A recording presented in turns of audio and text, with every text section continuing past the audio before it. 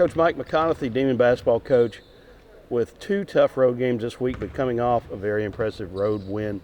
Talk about your performance at McNeese.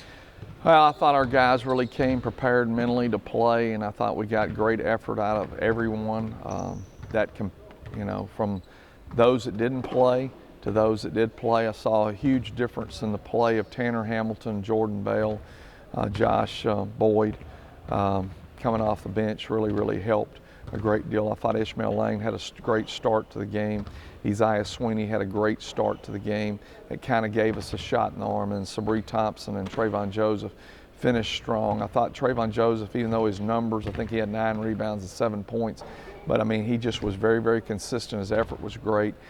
And we've, unfortunately for us, but fortunately, Devontae Hall stayed in foul trouble, played 16 minutes. Ishmael Lane played 18 minutes. But Bailey Walker also had a very solid 18 minutes of game, made a big shot in the second half when McNeese had cut it to 4. He made a big shot on over by y'all in Burton Coliseum and pushed it back to 7, and we never looked back after that. What does that do for your team? Well, I just think, one, to go on the road and get a win, which we've gotten. We won at UTEP. We won at Bossier City against ULM. I think it's important, the mindset of being able to go somewhere else and win. It helps you when you drive in, you play, and you go play. I mean, because that's just who we are. And so many times I think in college athletics today, we've gotten away from just the game. And it's all about all the other little stuff instead of going and playing the game. And did I eat at this time or that time? Did I sleep here? Did I sleep there? There's all these other things that are brought into play, when reality is just go play the game and compete to the highest level. And I felt like that's what we did do. It comes at a good time, considering it was the first of 4 straight road games, and 2 challenging one this week with Southeastern on Wednesday night. Team that's won, I think, 16 straight at home, and then Lamar on Saturday afternoon in Beaumont. Talk about, just in general, the challenge of going on the road and the importance of picking up road wins in the conference race. Well, I mean, it's important anytime you can go win. Sometimes people say 1 win on the road is equal to 2 wins, because you're really not supposed to win away from your house. But I do think that we have been successful this year. We don't look at going on the road as something that's totally negative. It's just you're changing the location of where you're playing, and you're going to play the game. So it is important. Southeastern's done a really nice job. Greenwood in the middle is very effective. Veal on that perimeter is very tough. Really quick guard, and they do an outstanding job with what Coach Jay Ladner's done a remarkable job. 16 wins in a row at home. Wow, that's incredible, and very impressive. Okay. Could it be true that you played your best game of the season last Saturday? I would say that it would be in the top 2 to 3 games. I mean, you can put Monroe, but Monroe we had a great first half, didn't have, but UTEP game was a great game. I would say UTEP and McNeese were right there hand in hand because of the fact the location was away from Prather, and we just really played hard and competed. And I think in both of those games, the difference was that we actually executed offensively, just, I won't say perfectly, but really did a great job. We only cut our turnovers way down in the second half again, after starting off with 10 or 11 turnovers in the first half. Ended up with, I believe, 17 for the game, but did a great job, and offensively doing a good job. But something that is really interesting defensively, we forced McNeese into 5 turnovers in the first half where they stepped out of bounds. And the reason for that was because we pushed them out off their normal catch lanes or X's where they catch the ball, and therefore they were out and they were unaware of where they were on the floor. And I mean, that's 5 big turnovers. For your basketball team, a common thread in those 2 very good road performances at El Paso and Lake Charles, the threes were going in. No doubt about it. I mean, we really shot the ball well, but I think the reason we shot the ball well, one, I think some guys have gotten in the gym and been putting extra work in.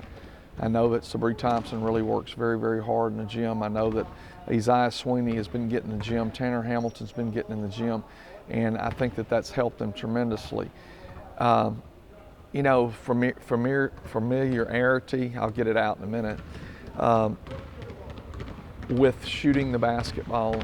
You know, everybody says they're familiar, but you know, getting more reps is very, very important. But I think the comfort, and one of the keys that I think for Sabri Thompson, and he's just been catching and shooting. Now, he's made some nice drive moves. He made an unbelievable drive move with a pivot and a spin with about an 8-footer that was a critical bucket in the second half. But just catching and shooting and being relaxed and really made a big difference.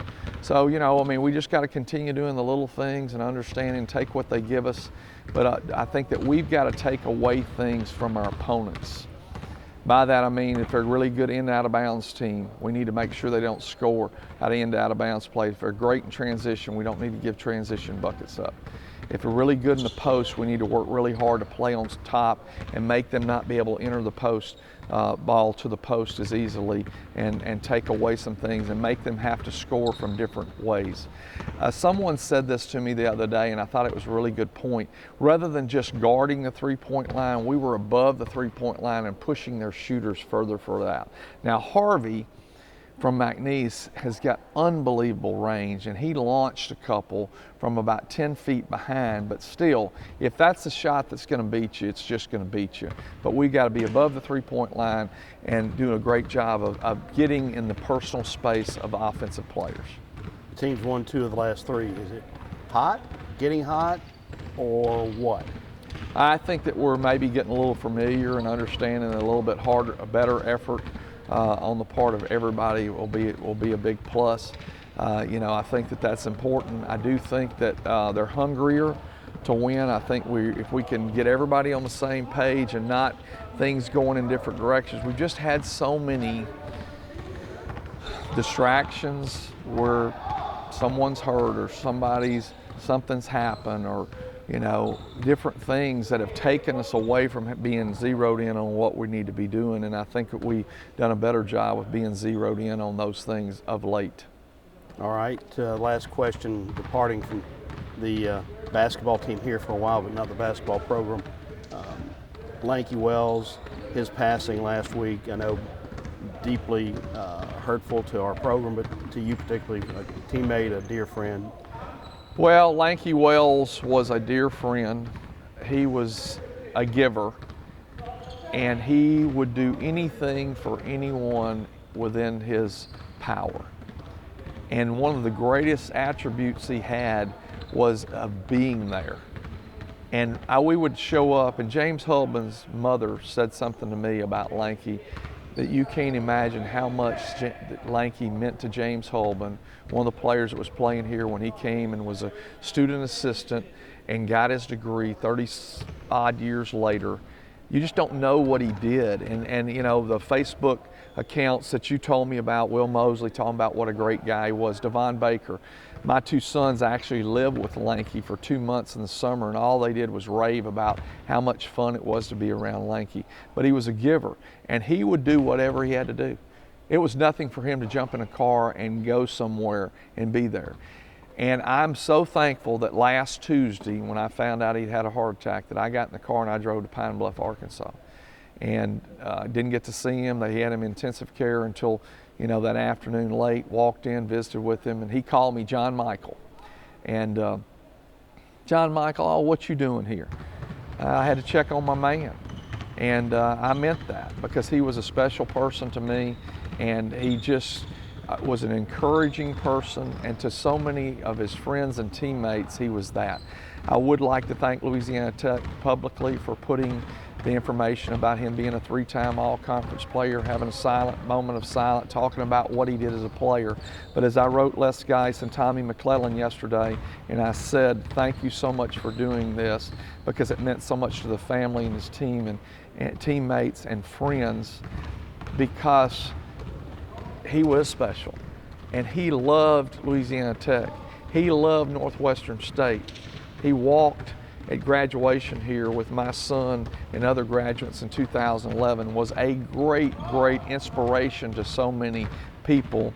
And you know, we're fortunate when we have somebody like that come through our life because the impact they have on others. He was a Christian man, he had a great love for his Lord, and he walked the walk every day, and I'm just thankful that he was my friend. Instead of being remorseful and down, I'm going to look at it from the standpoint, what a great opportunity to have had a friend like that, because what if I wouldn't have had a guy like that? And I love Lanky, and I'm just so thankful that he was a part of my life. Thank you, Coach.